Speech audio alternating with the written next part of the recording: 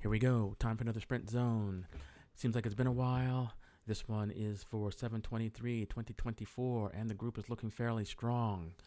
Nice pair up front. We got, looks like, John and John riding nicely, looking rearward. Because of the potholes, it's a little bit ragtag, but I prefer that we don't do like pack riding here. This should look like your favorite US Pro team. Handlebar to handlebar, space between you and the pair in front of you, so it looks like it's orderly. Because at this point, this is not suffering. This is not, I need to save 2 watts here. This should be, we're ordered and not taking up more space on the road than we need. And I'll keep hammering that one home. Nice, colorful group today. And we've got a nice, somewhat cloudy day from the fires in Canada. Kind of makes the video look kind of dull. I thought about color correcting that to make it look brighter, but nah, that wouldn't be cool. Anyway, we make the corner and everyone's there and the rules of engagement have been met.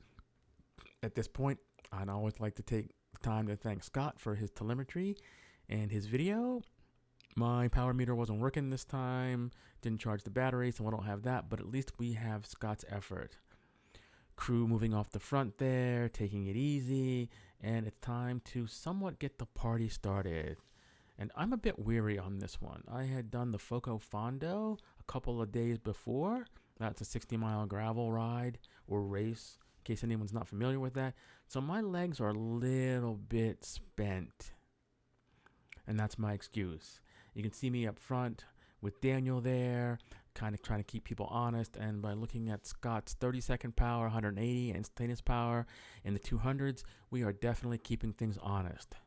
We got the big man in the old school kit, Matthew Michaels back there on the outside looking good. We got Jim Allman from the breakaway team. And of course, one of the legends, Ben Nelson, sitting extremely comfortably. Switching over to Scott's camera for a second, because when my Insta360 switches from reel to reel, it loses like 8 seconds. So I figured I would switch to his view for here, and you get a good shot of me with my Teletubby antenna on my head and my old school kit.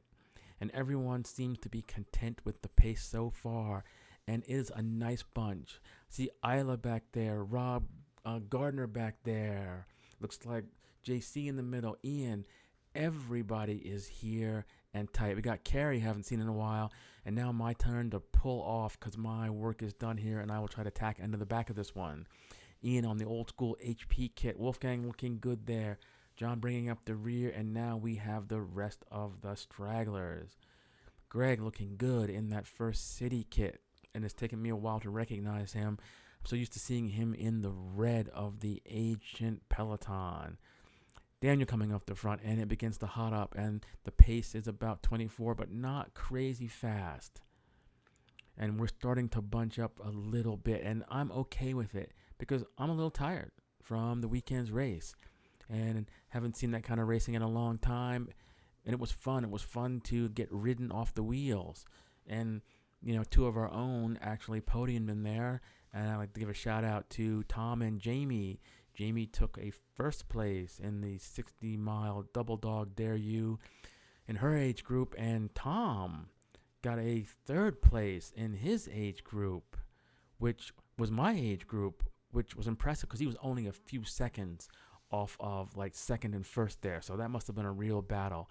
Kudos to him for staying with the big men. Anyway, back to the action. Getting strung out a little bit, people doing work up front. I'm positioned nicely behind Curtis. Greg has moved up, and I'm a little surprised Curtis kind of let Greg up there. I think he's gambling here that he is going to sacrifice position for watts being saved, and that's always a dangerous gamble, one that I'm not willing to take at this point. So I'm going to try to move ahead of Curtis. Daniel looking strong back there. Mr. Bradley looking strong back there, and Byron has moved to the front, and this is always dangerous. Speed now 23, not crazy, but there's a little bit of a wind here, and I'm working pretty hard, but Scott obviously isn't. Average 30 seconds at 170, so it's not that bad. Marcelo falling back as Daniel and I move up. Mr. Miller in nice position, and it looks like there's some collusion between Wolfgang and Byron. Not certain what they're chatting about, but they're both wearing red and they're both strong. So maybe they are seeing what is going to happen, trying to make something happen. And there's a little bit of a gap there. There's an attack, and I can't really see who it is up there. But I'm guessing it's probably Mr. Nelson, and it might be, I can't see, someone in the green up there. And it's go time. Looks like Mr. Sturgeon's going to try to close that one down. Yeah. And it is almost Grupo Compacto. Matthew Michaels, the legend, being cast aside, having to claw his way back. It is like there's no respect for the old G. What can I say here? It reminds me of that Star Trek episode, Who Mourns for Adonis? When the gods of ancient are no longer respected, no longer needed, and they are cast aside. Is that what we're seeing here? But I digress. Nice little line here. Everyone is well organized. Slight little echelon as the wind is coming off of our right shoulders. Speed still only 23, and pretty much everyone is still here, at least more than just the heads of state. It looks like maybe that's Carey up front. Yeah, and I'm surprised because he too had a very strong showing at the Foco Fondo, and he was one of the folks up front that was doing some of that damage here. I am barely hanging on. Even though the speeds are relatively low, you can see my heart rate in the 160s, and that's pretty much threshold for me. And now you can see the pace and the attack going. Scott's power up to 600 watts there, and that is most impressive, and he is there. I'm going to take some time to digress since Scott gave me his power, and maybe this is going to be a violation of privacy here, but this was Scott's power for that ride, and look at that. Over 1,000 watts, and there's the power curve that he displayed there. Thank you very much for showing that. So it is up there rivaling JC's, and at some point maybe I'll throw JC's up there when I get that. But anyhow, I digress there, and it's back to the action, and there's been a split in the group, and yours truly has been shelled. Scott has made the junction here, and with the kind of power he was throwing out, I am not surprised. Strong men up there. Looks like JC and Ben have definitely gotten a good separation, and the heads of state have once again proven that they are who they are. There were some that were trying to make the catch, and I was caught in no man's land. Here comes Carey, and then Marcelo, and I'm going to strain to try to get back on. There's some encouragement by the OG, Mr. Michael Matthews there, and then Greg is tacked on there very nicely. Very strong showing there. And now it is trying for us to try to bring people back. And the group up front, they're not that far up the road. And we can almost taste it. And there's a lot of horsepower back here. But too little too late, as the acceleration from the true heads of state were too much for us. Looks like Daniel fading back after his attempt to go after the big men. Looks like Mr. Sturgeon was able to make that bridge, but Daniel was not. And it's good practice to know your strengths. And this is not a weak group back here. And you can see the heads of state just up the road like a carrot dangling. And they are working hard. And looking at the upper right there, looking at their speed compared to ours.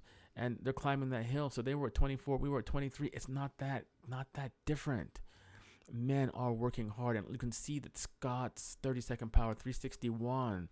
I would not have been long for any of that. But anyhow, the second group is working hard. Matthew towing us along there, putting out the big watts. Greg looking strong and looking rearward. We still have a decent group. Marcelo looks like he's struggling there, to swinging there, trying to maintain contact, but he is able to do it. Carey and Daniel looking strong back there. Greg takes over from the big man as we are making maybe slight ground gains on the big men up front. No, that's just my imagination. But we're at least holding our own. We are not embarrassing ourselves here. And they're looking up front. You can see the men attacking each other. Byron up there attacking the big men up front. But I believe he has brought a knife to a gunfight. The gravel bike is not the weapon of choice here when you are up against people with the might that have made that selection. There's my group. There's the OG looking strong in the old school kit. And I know he's training. It's probably, his coach's orders that he can go and do whatever he wants. But I am certain that if he were training for this specific event, he would be doing much better and would be with the heads of state. Kerry looking strong, especially after that Foco Fondo showing there. Good representation by the First City team as we somewhat settled in at 20 miles an hour. Look at my heart rate in the 170s, so I am over threshold here. 173, as you can see, I am straining to maintain contact with the big men here. I don't want to get dropped from the checking group because this is where mental toughness is born. It's times like this when a lot of people would just give up, their muscles searing with pain. And you can see that Marcelo is hanging on back there, a man who's gutted it out. And you can see Daniel and some of those others were dispatched, and there's 4 of us in the chase group. And now it is time for the final push. And I should have asked for some of the other numbers here for this one. Maybe I'll get numbers for the next upcoming week, because it's always nice to see wattage, not just tactics. And I guess I didn't mention it, but it looks like Ben Nelson was over the top for Scott in that one, and that's not surprising. I mean, Scott is up there with the big men, not quite in the supers category, but he is approaching that. I am certain a few more intervals, a few more OCR, TFR, SOR, WOR, and Zwift rides, and he will be there. And now the final push over the top. I have no interest in really fighting for this, as I'm pretty much spent. There's the fist bump. Will be too far and too tired to make that one happen. But it was a good effort by all. Nice work, Ben, on that one. That was good. Animating things, making things go down, causing good separation, letting us know our place, our station in life. But that was good. I enjoyed that. And here we go. We're going to turn around here. I kind of like to go to the end, especially when there's like a car behind us. And we can see here it is, in fact, the fire chief. And at the time, I'm like, oh, this is great. Fire chief behind us. This is going to look good. Turns out, it happens to be Chris Elmer. Single speed mountain biker, buddy of mine. All around, really nice guy. Guy who competes in the world single speed championships, etc. Super talented, skilled guy. You'll see him out on the Horsetooth Reservoir all the time. And a shout out to him. And peace out. Looks good. A good time was had by all, everyone. Until next time. And I will charge my power meter. And beg for more power from everybody. Anyway, peace out, guys. Thanks.